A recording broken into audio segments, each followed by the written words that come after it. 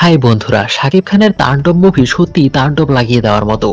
একটি সমাজে একটি বেকার ছেলে কতটা অসহায়, কতটা অবহেলিত সুন্দরভাবে তুলে ধরা হয়েছে। সেই সাথে একটি দেশের সরকার নেতারা সাধারণ মানুষদের নিয়ে কিভাবে পুতুলের মতো খেলে সেও চিত্র দেখানো হয়েছে। মুভিটা দেখে বিগত স্বৈরাচার সরকারের আয়নাঘর সম্পর্কেও ধারণা পাবেন। আর সাবিলা নূরের সাথে সুন্দর একটা লাভ স্টোরি, আরো অনেক টুইস্ট, আরো ইন্টারেস্টিং বিষয় জানতে ভিডিওটা না টেনে গল্পটা শুনতে থাকুন। গল্পের শুরুতে হাতে সিগারেট, মাংকি মাস্ক পরা একজন মাফিয়াকে দেখতে পাই। তিনি টিভিতে আবহাওয়া বার্তার সংবাদ শুনছিল। সংবাদটি সম্প্রচার করছিল চ্যানেল বাংলা নামক এক চ্যানেল। এই সময় দেখতে পাই ঢাকা শহরে একটি বাস বিভিন্ন জায়গায় জায়গায় গিয়ে থামছে। কিছু নির্দিষ্ট লোক ওই বাস দেখা মাত্রই যে যার যার কাজ ফেলে রেখে ওই বাসে গিয়ে উঠে। এদিকে চ্যানেলে আবহাওয়া সংবাদ শেষ হওয়ার পর বিদ্যুৎ ও জ্বালানি মন্ত্রী মাহতাব হোসেন একটি টক শো করতে আসে চ্যানেলে। টক শোটি লাইভ সম্প্রচার করা হবে। অন্যদিকে শহরের এক প্রান্তে একজন লোক বানর খেলা দেখাচ্ছিল, আর সকল মানুষজন বানর খেলা দেখার জন্য ভিড় করছিল। আর এই লোকটির চেহারা মনে রাখেন, তাকে নিয়ে একদম শেষে বিশাল বড় টুইস্ট রয়েছে। এরপর সেই বাসটা আবার দেখি, তবে বাসের ভেতরে থাকা সব লোকজন ওই লোকের মতো মানকি মাস্ক পরে নিয়েছে। তারা সবাই গ্যাংয়ের সদস্য। এরপর বাসটা চ্যানেল বাংলা অফিসের সামনে গিয়ে থামায়। মাঙ্কি মাস্ক পরা দলের সবাই মিলে চ্যানেল বাংলা অফিসে অ্যাটাক করে। এরপর তারা মন্ত্রীর লাইভ টক শো চলাকালীন অবস্থায় ডিরেক্ট তাদের অ্যাটাক করে বসে। ভেতরে থাকা সবাইকে তারা জিম্মি করে ফেলে। এরপর মাস্ক পরা দলের যে লিডার, সে বাটারফ্লাই একটা ডান্স মারে, যেটা ব্যাপক ভাইরাল। তার এই ডান্সই বুঝিয়ে দেয় সে কতটা ভয়ঙ্কর, কতটা ক্রেজি। কোন রকম কথাবার্তা ছাড়াই সে মন্ত্রী মাহতাবের বুকে গুলি করে দেয়। এরপর সে লাইভ ক্যামেরার সামনে নিজের মুখোশ খুলে ফেলে, নিজের আসল চেহারা দেশবাসীকে সে দেখায় এবং পুরো দেশে তাণ্ডব চালানোর হুমকি দেয়। তার নাম হচ্ছে স্বাধীন, তার নেতৃত্বেই সবকিছু হচ্ছে। বিষয়টা পুরো দেশের মধ্যে একটা বিশৃঙ্খলা, অরাজকতা সৃষ্টি করে ফেলে। এরপর মিডিয়া কর্মীর লোকজন, পুলিশ প্রশাসন চ্যানেল বাংলা অফিসের সামনে এসে জড়ো হয়। বিভিন্ন রাজনৈতিক দল, মন্ত্রী মহোদয়গণ, ঊর্ধ্বতন কর্মকর্তারা আতঙ্কিত হয়ে পড়ে। তারা হঠাৎ চ্যানেল বাংলা কেন অ্যাটাক করলো, তারা কি চায়, এসব নিয়ে চিন্তিত হয়ে পড়ে। পুলিশ প্রশাসন, স্পেশাল ফোর্স, গোয়েন্দা সংস্থা অভিযানে নেমে পড়ে। চারদিক দিয়ে চ্যানেল বাংলা অফিস ঘিরে ফেলা হয়, কিন্তু পুরো অফিসটাই মুখোশধারী দলের নিয়ন্ত্রণে রয়েছে। ভেতরে অনেককেই তারা জিম্মি করে রেখেছে, তাই পুলিশ অ্যাটাক করার সাহস পাচ্ছিল না। এরপর সোয়াট অফিসার মাইক দিয়ে ঘোষণা করে, আপনাদের সাথে আমরা আলোচনা করতে চাই, আপনাদের কি ডিমান্ড আছে সেটা আলোচনায় বসে নেগোশিয়েট করতে রাজি আছি। এরপর স্বাধীন আবার লাইভে চলে আসে। তখন মন্ত্রীরা, পুলিশ সবাই লাইভ দেখতে শুরু করে। সে যে কতটা সাইকো সেটা তার লাইভ আচরণই বলে দিচ্ছিল। স্বাধীন বলে, আচ্ছা ঠিক আছে, আমি মধ্যস্থতা করতে রাজি আছি, কিন্তু সেটা করতে হলে তোমাদের এক কাজ করতে হবে। ধর্মমন্ত্রী, সাবেক আইজিপি রফিকুল্লাহ, চ্যানেল বাংলার মালিক ফয়েজ সাহেব এবং একজন ব্রিলিয়ান্ট সাংবাদিককে ভেতরে পাঠাও নেগোশিয়েট করার জন্য। আর যদি তা না করো তাহলে সেটা কতটা ভয়ঙ্কর হতে পারে তার একটা স্যাম্পল হিসেবে অফিসের বাইরে থাকা ওই বাসটা তারা বোম ব্লাস্ট করে দেয়। কথা না শুনলে কতটা ভয়ঙ্কর হতে পারে সেটার জানান দিয়ে দেয় তারা। এরপর তো এই সব লোকেরা একটু আতঙ্কের মধ্যে পড়ে যায়, কিন্তু এখন একজন সাংবাদিক লাগবে।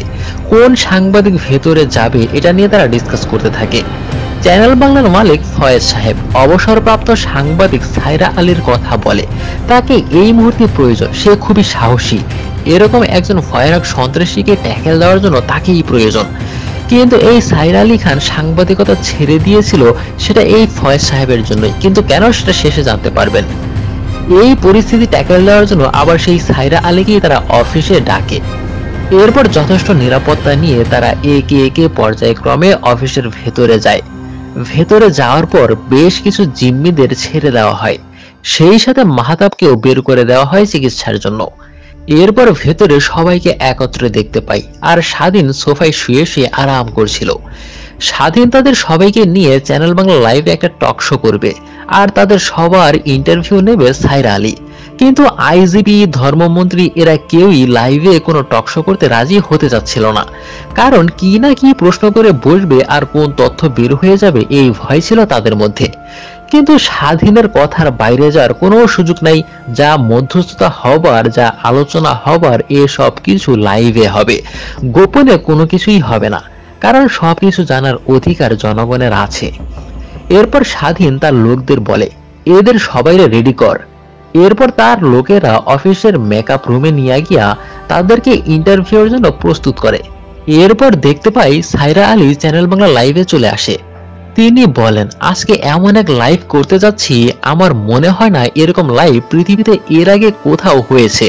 চ্যানেল বাংলার এই লাইভটা দেশের সকল শ্রেণীর মানুষজন অধীর আগ্রহ নিয়ে দেখছিল, কারণ এই বিষয়টা সারা দেশে একটা ভীতিকর পরিস্থিতি সৃষ্টি করে ফেলেছে। এই লাইভে সাইরা আলীর সাথে রয়েছে সাবেক স্বরাষ্ট্রমন্ত্রী, বর্তমান ধর্মমন্ত্রী মোনায়েম চৌধুরী, ফয়েজ সাহেব এবং প্রধান অতিথি হচ্ছে স্বাধীন। এরপর সাইরা আলী স্বাধীনকে প্রশ্ন করে, আপনাদের এই অ্যাটাক করার কারণ কি? তখন স্বাধীন জানায়, আমরা এই দেশে আইনের সুশাসন প্রতিষ্ঠা করতে চাই। এটা শুনে সাইরা বলে, আপনি নিজেই তো আইন বহির্ভূত কাজ করেছেন, তাহলে সুশাসন কিভাবে প্রতিষ্ঠা করতে চান? এর উত্তরে স্বাধীন বলে, বডির ব্যাকটেরিয়া মারতে যেমন বডিতে অ্যান্টিবায়োটিক পুশ করতে হয়, ঠিক তেমনি আপনাদের মতো শয়তানদের শায়েস্তা করতে একটু শয়তানি করতে হয়। সাইরা বলে, ও তাহলে এটা আপনার শয়তানি? ধর্মমন্ত্রী হঠাৎ ফেঁসে যাওয়ার ভয়ে ধর্মের দোহাই দিয়ে লাইভ থেকে চলে যেতে চাচ্ছিল। স্বাধীন বলে, মুরব্বি মুরব্বি, সিটে গিয়া বসেন। এরপর সাইরা আলী স্বাধীনকে আবার প্রশ্ন করে, আপনি কোন ভাবনা থেকে এই অ্যাটাকটা করেছেন? তখন স্বাধীন বলে, সবকিছু জানতে হলে আগে স্বাধীনরে জানতে হইব। এই লাইভটা এক কাস্টমস কর্মকর্তা হাফিজ খেতে খেতে টিভিতে দেখছিল, কিন্তু লাইভটা দেখে দ্রুত সে ওখান থেকে বের হয়ে যায়। স্বাধীন বলতে থাকে, স্বাধীনের গল্প জানতে হইলে ফিরে যেতে হবে 8 বছর আগে। গল্প চলে যায় 8 বছর আগের অতীতে। স্বাধীন নিশাত নামের এক মেয়ের সাথে লুকাই লুকাই প্রেম করত। স্বাধীন গ্রামের একটা সহজ সরল সাদামাঠা ছেলে, গ্রাজুয়েশন শেষ করে চাকরির জন্য অনেক ইন্টারভিউ দিয়া যাইতেছে, কিন্তু চাকরি হয় না, কারণ এই যুগে মামা চাচা ছাড়া চাকরি হয় না। কিন্তু নিশাতের বাসা থেকে প্রতিনিয়ত বিয়ার সম্বন্ধ আসতেছে, সে আর কতদিন স্বাধীনের জন্য অপেক্ষা করব। তাই নিশাত তাকে বলে, তুমি কালকে আমার বাবার সাথে কথা বলবা, যাইয়া বলবা তুমি আমারে ভালোবাসো, বিয়ে করতে চাও, আগামী 2 মাসের মধ্যে কোনো না কোনো চাকরির ব্যবস্থা করে আমাকে বিয়ে করবা। কিন্তু স্বাধীন তার বাবাকে দেখে অনেক ভয় পাইতো, কিন্তু নিশাতের জোরাজুরিতে পরের দিন স্বাধীন নিশাতের বাবার সাথে দেখা করে। বাবা নিশাতকে বলে, তুমি যাও, আমি ওর সাথে কথা বলতাছি। এরপর নিশাত সরে যায়। নিশাতের বাবা ক্যারাম খেলতে খেলতে স্বাধীনকে বলে, আমার মেয়েকে বিয়ে করতে হলে তোমাকে তো কিছু করতে হবে, তাই না? বিয়ে করে খাওয়াবে কি?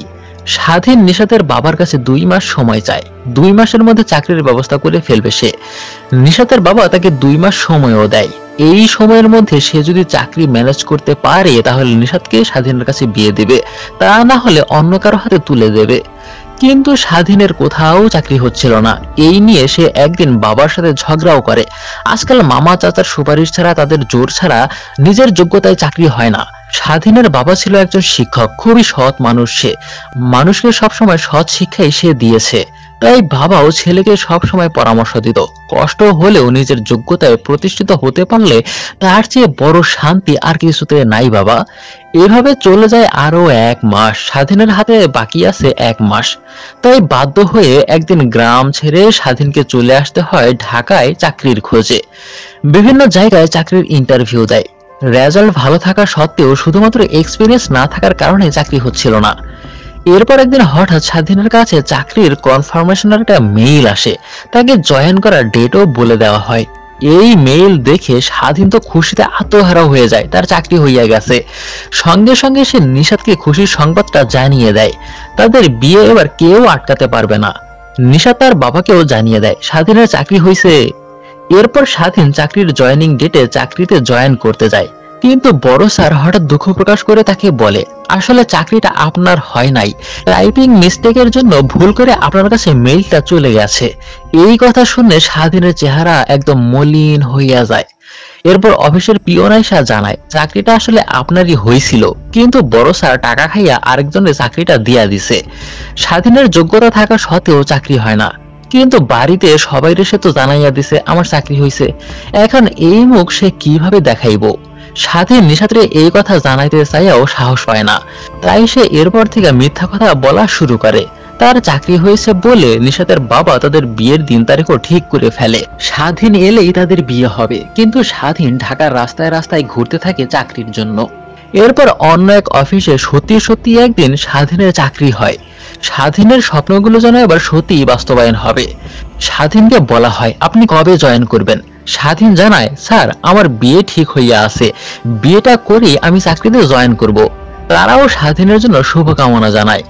এরপর স্বাধীন খুশি মনে বাসে করে গ্রামে ফিরে যাচ্ছিল, নিশাতেও তার বিয়ে হবে বলে।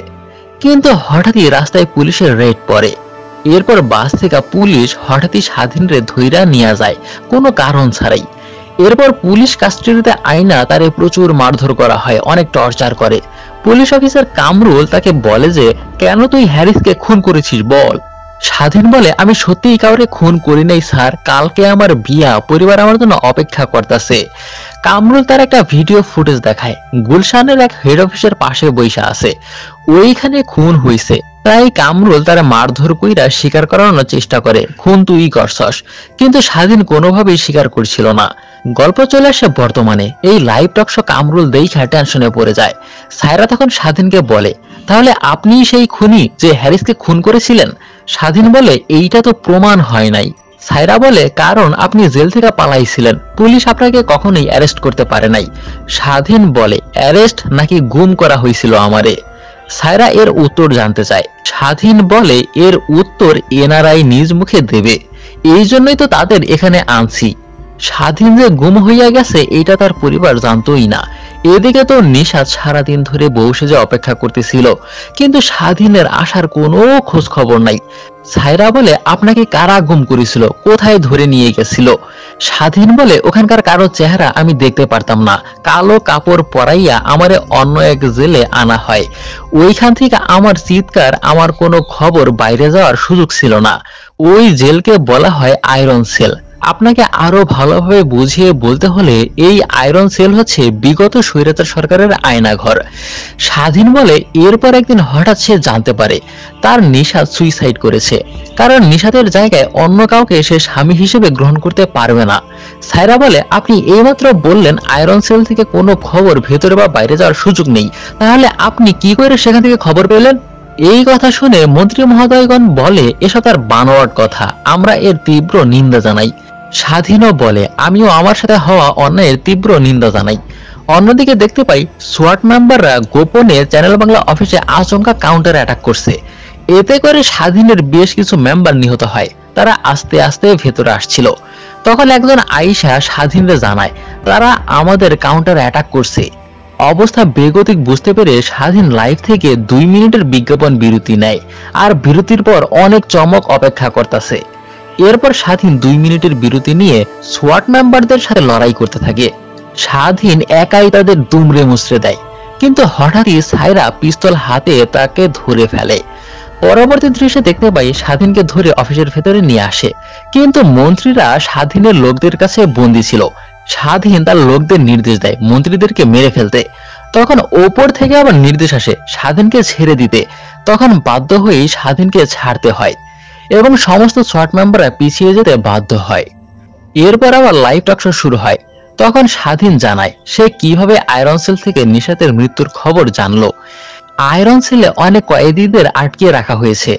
ওখানে একজন কয়েদিকে স্বাধীনের চোখের সামনে নির্মমভাবে হত্যা করা হয় এবং স্বাধীনকে টর্চার করতে করতে বলে, তুই যদি হ্যারিসকে খুন করার স্বীকারোক্তি না দিস তাহলে তোর অবস্থা ওর মতোই হবে। স্বীকার না করাতে স্বাধীনের হাতের নখ পর্যন্ত তারা উপড়ে ফেলে, তবুও স্বাধীন স্বীকার করছিল না। এরপর স্বাধীনকে একটা ভিডিও দেখানো হয় যেখানে তার বাবাকে মেরে ফেলা হয়েছে এবং তারাই জানায় তোর গার্লফ্রেন্ডও সুইসাইড করছে। আয়রন সেলের লিডার হচ্ছে শফিউদ্দিন। তারা সরকারের একটা গোপন বাহিনী। সরকারের স্বার্থে বড় বড় মন্ত্রী মিনিস্টারদের ব্যক্তিগত স্বার্থের জন্য নির্দোষ মানুষদের ধরে এনে টর্চার করে অপরাধ স্বীকার করানোই তাদের কাজ ছিল। স্বাধীন অপরাধ স্বীকার না করলে তাকেও মেরে ফেলা হবে। স্বাধীনের বাবার মৃত্যু, তাদের জন্য আবার নিশাতকে বিয়ে করতে যেতে না পারায় নিশাতের সুইসাইড, এ সব কিছু মিলিয়ে স্বাধীনের মাথা বিগড়ে যায়। তাকে প্রতিশোধ নিতেই হবে। এরপর সহজ সরল স্বাধীন তাণ্ডবে রূপ নেয়, হিংস্র পশুর মতো হয়ে ওঠে। ওখানকার সবাইকে এক এক করে সে মারতে শুরু করে। সে একা তাদের সবাইকে খুব নির্মম ভাবে মারতে থাকে। এখানকার ফাইটগুলো অস্থির লেভেলের ছিল। সবাইকে এক এক করে যখন মারছিল তখন শফিউদ্দিন স্বাধীনের উপর গুলি চালায়, কিন্তু তখন অন্য একজন কয়েদি স্বাধীনের সামনে এসে তাকে বাঁচাতে বুক পেতে দেয়। এরপর সে গুলি খেয়ে ওখানেই মারা যায়। তখন স্বাধীনের মাথা আরো খারাপ হয়ে যায়। পরের দৃশ্যে দেখি স্বাধীন শফিউদ্দিনের মাথা হাতে নিয়ে সামনে আগাতে থাকে। তার এরকম নৃশংস রূপ দেখে ওই বাহিনীর সবাই ভয় পাইয়া যায়। স্বাধীন তাদের একটাকেও ছাড়ে না, তাদের প্রত্যেককে নির্মমভাবে মেরে ঝুলাই রাইখা দেয়। আয়রন সেলে আটকে থাকা তার মতো প্রত্যেক কয়েদিকে স্বাধীন মুক্ত করে। এরপর তাদেরকে নিয়ে স্বাধীন একটা টিম করে এবং তাদেরকে নিয়ে বিভিন্ন প্ল্যান প্রোগ্রাম সাজায়। চ্যানেল বাংলায় কিভাবে অ্যাটাক করবে আরো অনেক প্ল্যান করে তাদের সবাইকে নিয়ে। এখানেই শেষ হয় স্বাধীনের গল্প। এই মুহূর্তে স্বাধীন মন্ত্রী মহোদয়দের কাছে প্রশ্ন করে, আমি তো নির্দোষ ছিলাম, কিন্তু আমাকে কেন টার্গেট করা হয়েছিল? এর উত্তর সে জানতে চায়। সায়রা তাদের জিজ্ঞাসা করে, প্লিজ বিষয়টা ক্লিয়ার করুন, স্বাধীনকে কি তাহলে আইন বহির্ভূতভাবে আটকে রাখা হয়েছিল? তখন তারা সবাই একটু বেকায়দায় পড়ে যায়। স্বাধীনের কথাগুলোকে তারা মিথ্যা বানোয়াট বলে এড়িয়ে যাওয়ার চেষ্টা করছিল। তখন স্বাধীন বলে, এরা এত সহজে প্রশ্নের উত্তর দেবে না, কিন্তু এখন আমি যেই ঘটনা ঘটাবো প্রশ্ন করার আগেই উত্তর দেয়া দিব। এরপর স্বাধীন তাদের আরেকটা লাইভ ফুটেজ দেখায়। ধর্মমন্ত্রীর মাকে তারা কিডন্যাপ করেছে, তাকে 24 ঘন্টা অক্সিজেন দিয়ে রাখতে হয়, কিন্তু তখন তার নাক থেকে অক্সিজেন খুলে ফেলা হয়। ধর্মমন্ত্রী বলে, আমার মা মারা যাবে, অক্সিজেন ছাড়া সে বাঁচতে পারবে না। স্বাধীন বলে, অক্সিজেন তো আপনার হাতে, আপনি চালু হয়ে গেলেই অক্সিজেনও চালু হইয়া যাব। তখন ধর্মমন্ত্রী নিরুপায় হয়ে বলতে বাধ্য হয়। তিনি বলে, এ সব ঘটনার জন্য দায়ী আমজাদ মনসুর এবং তার ছেলে আরমান মনসুর। কিন্তু এরা কে? এদের জানার জন্য গল্প আবার অতীতে চলে যায়। আমজাদ মনসুর হচ্ছে দেশের নামকরা বিখ্যাত ব্যবসায়ী, টাকা পয়সা ব্যাংক ব্যালেন্সের কোনো অভাব নাই। এই আমজাদ মনসুর একজন বিদেশি নামকরা ব্যবসায়ী, হ্যারিসের সাথে 2 বিলিয়নের একটা ব্যবসায়ী ডিল নিয়ে মিটিং ছিল। তখন হ্যারিস কিছুক্ষণের জন্য ওয়াশরুমে যায়, কিন্তু এই মিটিং এ তার ছেলে আরমানকেও লাগবে। এরপরই আরমানকে দেখতে পাই। সে হচ্ছে আরেক সাইকো, পুরাই ক্রেজি, তার এক চোখ নষ্ট, দেখতে ভয়ঙ্কর লাগে। প্রতিনিয়ত নেশা করা, নারী ধর্ষণ করা, মানুষ খুন করা, এসব তার কাছে ডাল ভাতের মতো ছিল। বিশাল ক্ষমতাধর বড়লোকের ছেলে হয় তার কিছুই হতো না। একটা মেয়েকে রেপ করার পর সে বাবার কাছে আসে। বাবা আমজাদ তাকে বলে, কতক্ষণ ধরে ফোন করতেছি, ফোন ধরতেছস না কেন? একটা জরুরি মিটিং আছে, ড্রেসটা চেঞ্জ করে আসো, যাও। এরপর আরমান ড্রেস চেঞ্জ করার জন্য ওয়াশরুমে যায়। ড্রেস চেঞ্জ করে সে ফিরেও আসে, কিন্তু হ্যারিস সেই যে ওয়াশরুমে গেছে আর আসতেছে না। আরমান তখন বলে, কালো স্যুট পরা ছিল কি সে? আমজাদ বলে, হ্যাঁ, ফরেইনার। এই কথা শুনে আরমান বলে, ফাক ফাক। আমজাদ বলে, মানে কি? একটু আগে আরমান যে ওয়াশরুমে ড্রেস চেঞ্জ করতে গেছিল তখনও সে ওয়াশরুমে গিয়ে নেশা করতেছিল। ওই সময় হ্যারিস তাকে নেশা করতে দেখতে পেয়ে তাকে সৎ পরামর্শ দেয়, স্মোক করতে মানা করে। কিন্তু বিষয়টা আরমান ভালোভাবে নেয় না, সে উল্টো গালি দিয়ে ওঠে, তুই কে রে? আরমান এগিয়ে গেলে হ্যারিস তাকে ধাক্কা দেয়। শুধুমাত্র ধাক্কা দেওয়ার জন্য আরমান হ্যারিসকে ওখানেই গুলি করে মেরে ফেলে। এই কথা শুনে আমজাদ ছেলেরে গালি দিয়া বলে, এইটা তুই কি করছস? সে টেনশনে পইরা যায়। বিশাল বড় বিদেশি ব্যবসায়ীরে মাইরা ফেলাইছে, প্রশাসনের সামাল দেওয়া খুব কষ্ট হয়ে যাইবো এখন, যেহেতু এটা বিশাল বড় একটা ক্রাইম ছিল। বিষয়টা লিক হয়ে গেলে বাইরের দেশ থেকে প্রেসার আসবো। তাই সেই রাতেই কেসটা ধামাচাপা দেওয়ার জন্য বৃষ্টির মধ্যে ভিজে ভিজে ধর্মমন্ত্রী, আইজিপি, বিদ্যুৎ জ্বালানি মন্ত্রী, চ্যানেল বাংলার মালিক ফয়েজ সাহেব এদের সবাই নিয়ে ডিল করে। কিন্তু সে সময় ধর্মমন্ত্রী মোনায়েম সাহেব ছিল স্বরাষ্ট্রমন্ত্রী। কেসটা ধামাচাপা দেওয়ার জন্য মোনায়েম সাহেব 1000 কোটি টাকা এবং বাকিরা প্রত্যেকে 500 কোটি টাকা করে দাবি করে। আইজিপি বলে, স্বরাষ্ট্রমন্ত্রী তত্ত্বাবধানে আইন শৃঙ্খলা বাহিনী আমি সামাল দেব, মাহতাব সাহেব তার মন্ত্রণালয় সামাল দেবে, আর মিডিয়া সামাল দেওয়ার দায়িত্ব ফয়েজ সাহেবের। আমজাদ মনসুর ছেলের বাঁচাতে নিরুপায় হইয়া তাদের এই প্রস্তাবে রাজি হতে বাধ্য হয়। খুনটা যেহেতু গুলশান জোনে হয়েছিল এবং তার আশেপাশে সিসি ক্যামেরায় স্বাধীনকে ঘোরাঘুরি করতে দেখা গেছে, মানে সে সময় স্বাধীন চাকরি না পাওয়ার জন্য দিশেহারা হইয়া ঘোরাঘুরি করতেছিল। তাই পুলিশ স্বাধীনের ধইরা নিয়ে আসে, তাকে মারধর টর্চার করা হয় হ্যারিসের খুনের স্বীকারোক্তি দেওয়ার জন্য, যাতে কেসটা তার উপর গড়াই দেওয়া যায়। কিন্তু স্বাধীন তো কোনোভাবেই স্বীকার করতেছিল না, তাই বাধ্য হয়ে স্বাধীনকে আয়রন সেলে পাঠানো হয় তাকে অমানবিক টর্চার করে স্বীকারোক্তি নেওয়ার জন্য।